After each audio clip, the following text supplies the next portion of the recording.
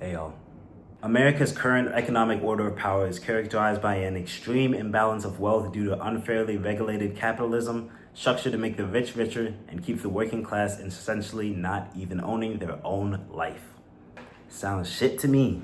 The slope of net worth in this nation is extremely unethical, with the top 1% owning 30% of the nation's wealth, the top 10% sharing more than 2/3, and the bottom half are left with 2.5%, which is genuinely crumbs. This extreme skewing of the nation's distribution of wealth allows these unreasonably rich individuals that either lead increasingly greedy corporations or have inherited advantages that are only grown and reinforced with every economic decision to have an unfair and heightened influence of this fucked up economy that these elites have very intentionally built. One of the ways this has been implemented is financialization, which you may not have heard of yet, but you're about to fucking hate it. Financialization is a process where financial markets, institutions, and elites gain greater influence over economic policies and outcomes due to prioritization of economic manipulation, ownership, and debt instead of the production of goods and economic autonomy. In simpler words, big guys say fuck you, fuck me, fuck everybody. We want it all, and we want to economically disenfranchise you at every end as long as it embiggens our pockets and leaves you needing us. In 1978, commercial banks held about half of the US GDP at a little over $1 trillion. And guess what? In 2007, that number was about 85% and nearing 12 trillion. Financial is so messed up because it diverts time and effort away from seeking profit from producing goods and services as it creates wealth via asset inflation instead. Yes, financialization is a big ass reason for all that inflation that's going on in America. Also, banks don't know what the hell they're buying. It's like their whole job to take care of your money and they can't do it. Between all these collateralized debt obligations, misaligned exchange rates, mortgage loans, credit, short-term borrowing as a whole, there's so much money going in and out that they generally cannot keep up. So that's financialization. Clearly not the way to go unless you're Mr. Big Economic Rapist CEO.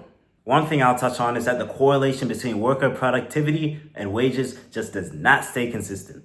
I could throw up so many charts to exemplify this, and I will.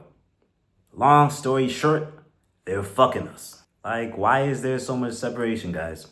At this point, they're separating our legs and fucking in between them. And in other forms, they're getting fucked and liking it. High income is not economic power. I'm gonna say it again. High income is not economic power. This shit saddens me, bro, because I'm seeing so many brothers and sisters so gleefully complacent with their position. And it be niggas that don't even make high income either. No offense, but like y'all flexing money on your story whole time you in food service. Does that even sound free to you? We need new systems, not new masters. Now, obviously, this segment is not a message to quit your job and be a nomad and give all you have like Gandhi, because one, it's fuck Gandhi, and two, that's just not reasonable in this state of society. What I'm trying to say is that you should never feel as if your end goal is to work for somebody.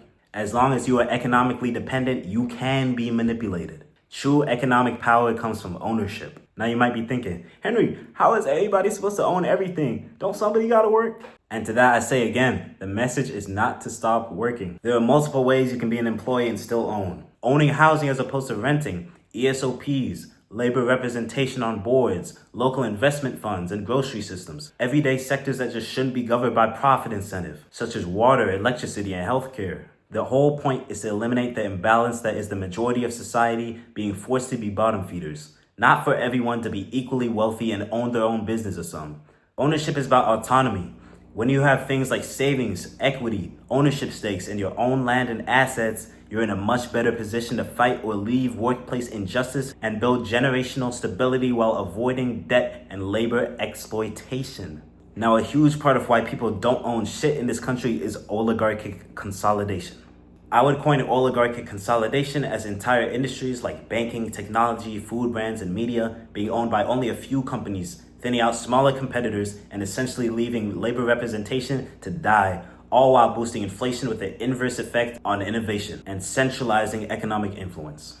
To again simplify this, we can go back to the wealth disparity graph, just with corporations as opposed to individuals. In basically every sector that influences your life, there are just a few forms that all collaborate to profit off you and restrict opposition to their rule. The example of a closed terrarium came to me as a stroke of brilliance for a few different reasons. Foremost, that is closed off to the average American. And if we once again re-reference that slope of net worth, I believe it's very fair to say the bulk of the wealth is as well. While the common folk on the outside tend to the plants and wealth to help it grow, it stays closed and does not grant economic freedom, which is why I want to shift focuses to AZAR's plans and goals. Because why have a little ass terrarium when the whole world could be a garden? The AZAR economic order of power is built on the belief that an economy should exist to maximize the freedom, stability, and collective prosperity of its people rather than endless capital accumulation for an elite ownership class. Under the current economic order, the power is concentrated in the hands of those who control the capital, corporations, financial systems, and appreciating assets.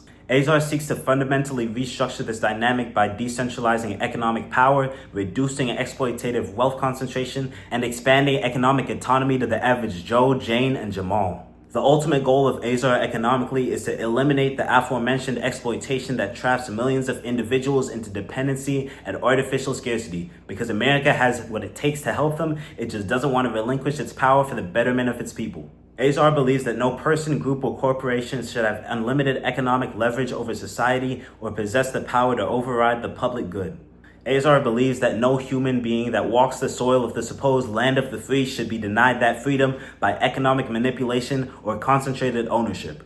No individual deserves to spend their life merely surviving under systems they have no stake in. The very statutes of this nation defy the economic aristocracy that America has become today. AZAR seeks to reward productive contribution to society instead of extract profit from it. Certain necessities are simply too fundamental to human dignity to be treated as exclusive.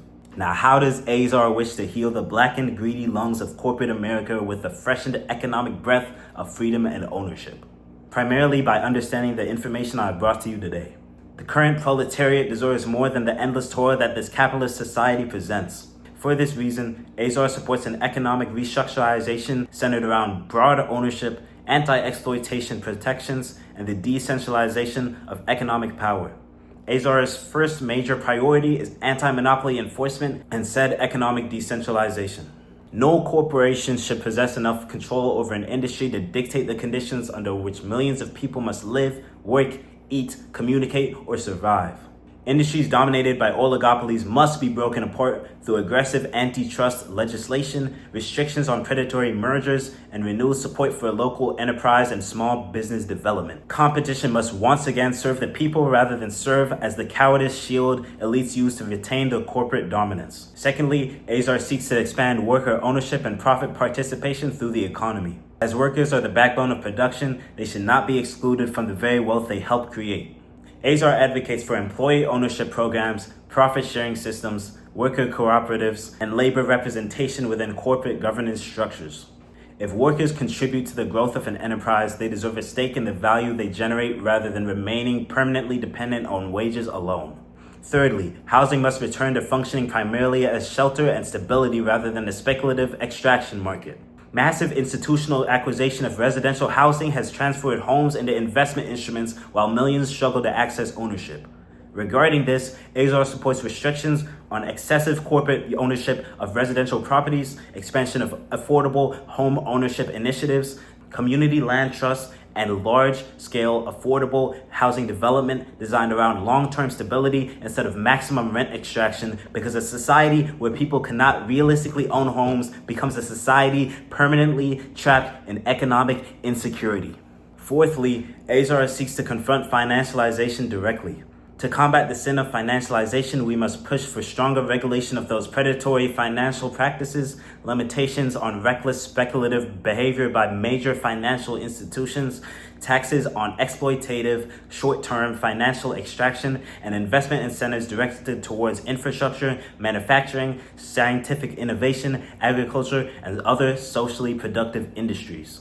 This will ensure the economy is restored to the glory of rewarding creation and advancement. Fifth, AZAR believes certain necessities are too essential to human dignity to exist primarily for profit. Healthcare, education, clean water, food access, and basic utilities should be guaranteed at a baseline level to all people. A society that profits from desperation brews misery and should be disgraced to brand itself with the antonym freedom.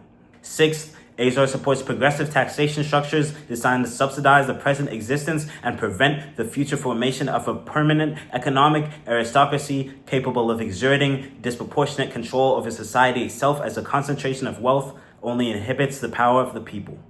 Finally, AZAR believes economic freedom requires access to ownership, stability, and mobility as opposed to solely wages. There is no way a nation can label itself as free while millions of civilians are one paycheck away, one medical emergency away from collapse. AZAR seeks to transform this subscription service of an economic order into the true American dream. An economy built on participation, contribution, ownership, and societal eudaimonia. We cannot and will not allow the bourgeoisie's Acadia towards the hardest and most impactful laborers of this nation prohibit us from economic enlightenment. We must push ideals counterintuitive to their system until change is implemented. If you agree with AZAR's economic order of power, then like this video, subscribe to see the next one, and comment your thoughts regardless of where you stand, because I love to educate myself and others in any way I can. There will also be an AZAR GoFundMe in the description of the video, which will go solely to financing the product of this movement. Because my vision is a lot deeper than my pockets right now. I ain't financially free yet. I will be implementing donation incentives that involve helping my community as well as others. So trust your money won't be put to waste. Anything is appreciated. Regardless if you made it to the end of the video, I can't express how much the support of your eyes and your ears mean to me. That's all I have for today. Until next time.